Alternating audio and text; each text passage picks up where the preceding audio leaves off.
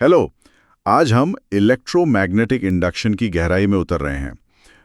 ये समझने की कोशिश करेंगे कि इलेक्ट्रिसिटी और मैग्नेटिज्म कैसे जुड़े हैं और ख़ास तौर पर कैसे बदलते हुए मैग्नेटिक फील्ड्स से इलेक्ट्रिक करंट बन सकता है। हाँ बिल्कुल। पहले तो ये बिल्कुल अलग माने जाते थे ना, इलेक्ट्रिसिटी अलग, मैग्नेटिज्म अलग। सही कहा। फिर 19वीं सदी की शुरुआत में ऑस्टेड और एम्पियर जैसे वैज्ञानिकों ने दिखाया कि अरे ये तो जुड़े हुए हैं। Moving electric charges magnetic fields बनाते हैं, मतलब एक चलता हुआ चार्ज मैग्नेटिक होता है। बिल्कुल। और इसी से ये सवाल उठा कि क्या इसका उल्टा भी हो सकता है? क्या हिलते हुए मैग्नेट्स या कहें मूविंग मैग्नेट्स इलेक्ट्रिक करंट बना सकते हैं? हाँ, ये बड़ा सवाल था। और फिर करीब 1830 के आसपास माइकल फैराडे और जोसेफ हेनरी ने अलग अलग काम करते हुए ये साबित कर दिया। उन्होंने दिखाया कि हाँ, ऐसा हो सकता है। अगर आप किसी बंद कॉइल के आसपास मैग्नेटिक फील्ड को बदलें तो उसमें इलेक्ट्रिक करंट इंड्यूस होता है। इसी फिनोमिनन को इलेक्ट्रोमैग्नेटिक इंडक्शन कहते हैं। ओके, इसे थोड़ा खोलते हैं। फैराडे को पता था कि ये कितनी बड़ी खोज है। वो कहानी है ना, जब किसी ने उनसे पूछा कि इस नई चीज का क्या फायदा है, हाँ हाँ, मैंने सुनी है। तो उन्होंने जवाब दिया, एक न्यूबॉर्न बेबी का क्या फायदा होता है। ये दिखाता है कि वो इसे कितना फंडामेंटल मानते थे, भले ही उस वक्त एप्लीकेशन साफ न दिख रहे हों। बिल्कुल। और ये सिर्फ थ्योरी नहीं है। आज के हमारे इलेक्ट्रिक जनरेटर्स, ट्रांसफॉर्मर्स जो हमारी पूरी पावर ग्रिड चलाते हैं, वो सब इसी प्रिंसिपल पर काम करते हैं। हमारी मॉडर्न सिविलाइजेशन काफी हद तक इलेक्ट्रोमैग्नेटिक इंडक्शन पर निर्भर करती है। तो उन्होंने ये पता कैसे लगाया? फैराडे और हेनरी ने कई बहुत अच्छे एक्सपेरिमेंट्स किए। एक मुख्य चीज उन्होंने गैल्वेनोमीटर, जो करंट को डिटेक्ट करता है, उससे जुड़ी एक कॉइल को देखकर समझी। हाँ, उन्होंने देखा कि कॉइल के पास सिर्फ एक मैग्नेट रख देने से कुछ नहीं होता। कुछ नहीं। लेकिन जैसे ही मैग्नेट को कॉइल की तरफ या उससे दूर ले जाया गया, गैल्वेनोमीटर की सुई हिली, मतलब करंट इंड्यूस हुआ। अच्छा। और जैसे ही मैग्नेट को रोका, करंट भी रुक गया। और अगर मैग्नेट को तेजी से हिलाया तो ज्यादा करंट मिला। रिलेटिव मोशन जरूरी था। और ये सिर्फ मैग्नेट्स के साथ नहीं था। उन्होंने एक दूसरी कॉइल ली जिसमें बैटरी से करंट बह रहा था, उसे मैग्नेटिक फील्ड के सोर्स की तरह इस्तेमाल किया। हाँ, उस करंट वाली कॉइल को पहली कॉइल के पास या दूर ले जाने पर भी पहली कॉइल में करंट इंड्यूस हुआ। सही। फिर से रिलेटिव मोशन। लेकिन असली कमाल की बात तब सामने आई जब उन्होंने दिखाया कि फिजिकल मोशन जरूरी ही नहीं है। ये कैसे? उन्होंने 2 कॉइल्स ली, अगल बगल, बिल्कुल स्थिर। एक गैल्वेनोमीटर से जुड़े, दूसरी एक बैटरी और स्विच से। जैसे ही उन्होंने स्विच ऑन किया, यानी दूसरी कॉइल में करंट शुरू किया, हाँ। पहली कॉइल के गैल्वेनोमीटर में एक क्षण के लिए डिफ्लेक्शन हुआ। और जब स्विच ऑफ किया तो सुई दूसरी तरफ हिली। अरे वाह, मतलब कॉइल्स हिली भी नहीं? बिल्कुल नहीं, स्टेशनरी थे। हाँ। तो उसका मतलब ये हुआ कि सिर्फ मोशन नहीं, बल्कि मैग्नेटिक फील्ड का बदलना मायने रखता है। फील्ड का शुरू होना, बंद होना या उसकी स्ट्रेंथ का बदलना, ये करंट पैदा करता है। एग्जैक्टली। इसी चीज को क्वांटिफाई करने के लिए फैराडे ने मैग्नेटिक फ्लक्स का आइडिया दिया।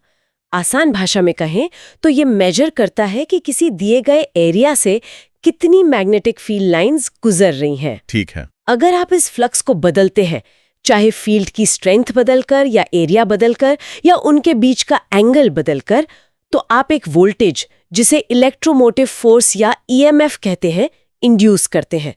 और यही ईएमएफ करंट को चलाता है। और फैराडेज लॉ कहता है कि जितनी तेजी से आप मैग्नेटिक फ्लक्स बदलेंगे, उतना ही बड़ा इंड्यूस्ड ईएमएफ होगा। ये तो समझ आता है। लेकिन इक्वेशन में अक्सर एक माइनस साइन होता है ना?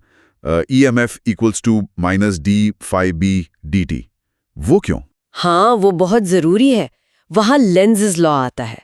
ये हमें इंड्यूस्ड करंट की डायरेक्शन बताता है। अच्छा। लेंज़ लॉ कहता है कि इंड्यूस्ड करंट हमेशा ऐसी डायरेक्शन में बहेगा कि वो उस मैग्नेटिक फ्लक्स के चेंज का विरोध करेगा जिसने उसे पैदा किया है। मतलब? वो बदलाव को रोकने की कोशिश करता है। बिल्कुल। जैसे अगर आप एक मैग्नेट का नॉर्थ पोल कॉइल की तरफ ला रहे हैं जिससे फ्लक्स बढ़ रहा है, तो इंड्यूस्ड करंट ऐसा मैग्नेटिक फील्ड बनाएगा कि कॉइल का वो सिरा भी नॉर्थ पोल बन जाए। वो मैग्नेट को रिपेल करेगा, फ्लक्स के बढ़ने का विरोध करेगा। अच्छा, ये तो कंजर्वेशन ऑफ एनर्जी जैसा लग रहा है। एग्जैक्टली। ये प्रकृति का तरीका है एनर्जी कंजर्व करने का।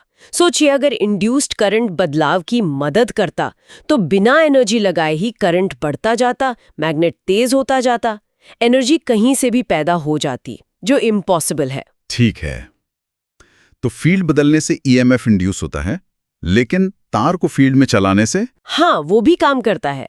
अगर आप एक कंडक्टर, मान लीजिए एक सीधा तार, को मैग्नेटिक फील्ड में मूव करते हैं, तो मैग्नेटिक फोर्स, जिसे लोरेंस फोर्स F = QVB कहते हैं, तार के अंदर के चार्जेस पर लगता है। हाँ। ये फोर्स चार्जेस को अलग कर देता है, जिससे तार के सिरों पर एक वोल्टेज बन जाता है। इसे मोशनल ईएमएफ कहते हैं। Epsilon = BLV। जितनी तेज चलाएंगे, जितना मजबूत फील्ड होगा, जितना लंबा तार होगा, उतना ज्यादा वोल्टेज मिलेगा। और ये वापस उसी आइडिया से जुड़ता है कि बदलते मैग्नेटिक फील्ड्स इलेक्ट्रिक फील्ड्स बनाते हैं, है ना? मतलब अगर तार स्थिर भी हो पर मैग्नेटिक फील्ड टाइम के साथ बदल रहा हो, तो वो एक इलेक्ट्रिक फील्ड इंड्यूस करेगा जो चार्जेस को धक्का देगा। F = QE। बिल्कुल, ये एक बहुत गहरा कनेक्शन है और यहीं से इंडक्टेंस का कॉन्सेप्ट आता है। देखिए, कोई भी कॉइल जिसमें करंट बह रहा है, वो अपना खुद का मैग्नेटिक फ्लक्स बनाती है। हाँ, बिल्कुल। अगर वो करंट बदलता है तो फ्लक्स भी बदलता है, और फैराडेज लॉ के मुताबिक कॉइल अपने आप में ही एक अपोजिंग वोल्टेज इंड्यूस कर लेती है। इस प्रॉपर्टी को सेल्फ इंडक्टेंस L कहते हैं। इसे बैक ईएमएफ भी कहते हैं, क्योंकि ये करंट में चेंज का विरोध करता है। ये कुछ इलेक्ट्रिकल इनर्शिया जैसा हुआ। जैसे मास मोशन में चेंज को रेजिस्ट करता है, वैसे ये करंट में चेंज को। बहुत बढ़िया एनालॉजी है, बिल्कुल वैसा ही। ये बदलाव को रोकता है। जब करंट बढ़ता है तो ये अपने मैग्नेटिक फील्ड में एनर्जी स्टोर करता है, ½ Li², और जब करंट कम होता है तो उस एनर्जी को छोड़कर करंट को बनाए रखने की कोशिश करता है। और म्यूचुअल इंडक्टेंस भी होता है? हाँ, म्यूचुअल इंडक्टेंस तब होता है जब एक कॉइल में बदलता हुआ करंट पास रखी दूसरी कॉइल में वोल्टेज इंड्यूस करता है। E1 = -M/di/dt। ट्रांसफॉर्मर्स इसी पर आधारित हैं। और इन सबका सबसे बड़ा एप्लीकेशन तो शायद एसी जनरेटर्स हैं, जिससे हमारी ज्यादातर बिजली बनती है। हाँ, निश्चित रूप से। प्रिंसिपल बहुत शानदार है। एक वायर की कॉइल, जिसे आर्मेचर कहते हैं, उसे यूनिफॉर्म मैग्नेटिक फील्ड में घुमाया जाता है। घूमने से क्या होता है? जैसे जैसे कॉइल घूमती है, उससे गुजरने वाला मैग्नेटिक फ्लक्स लगातार बदलता रहता है। Φb = BA cos ωt। जब कॉइल का फेस फील्ड की तरफ होता है तो फ्लक्स मैक्सिमम होता है, जब एज फील्ड की तरफ होता है तो 0, फिर दूसरी तरफ मैक्सिमम। और फैराडेज लॉ के अनुसार ये लगातार बदलता फ्लक्स एक लगातार बदलता हुआ वोल्टेज इंड्यूस करता है, एक ऐसा वोल्टेज जो साइनोसॉइडली आगे पीछे होता है। करेक्ट, यही है ऑल्टरनेटिंग करंट या AC। E = NBA sin ωt। जितनी तेजी से घुमाएंगे, जितना स्ट्रॉन्ग मैग्नेट होगा, कॉइल में जितने ज्यादा टर्न्स होंगे N, उतना ज्यादा वोल्टेज मिलेगा। मैक्सिमम EMF E0 होता है NBω। तो एक साधारण सी ऑब्जर्वेशन कि हिलता हुआ मैग्नेट सुई को हिला सकता है, उससे ऐसी टेक्नोलॉजी निकली जिसने शहरों को रोशन कर दिया। ये दिखाता है कि नेचर के फंडामेंटल फोर्सेस कितने गहरे जुड़े हुए हैं। बिल्कुल, ये सोचने पर मजबूर करता है। ये जो सिमेट्री है, मूविंग चार्जेस मैग्नेटिक फील्ड्स बनाते हैं और बदलते मैग्नेटिक फील्ड्स इलेक्ट्रिक फील्ड्स बनाकर चार्जेस को चलाते हैं, फैराडेज लॉ, ये बहुत फंडामेंटल लगती है। हाँ, शायद ये किसी और गहरे सिद्धांत जैसे रिलेटिविटी की तरफ भी इशारा करती हो। खैर, अगली बार जब कोई लाइट स्विच ऑन करे तो फैराडे और हेनरी के इस काम को याद करना तो बनता है। आज के लिए हमारी चर्चा यहीं तक।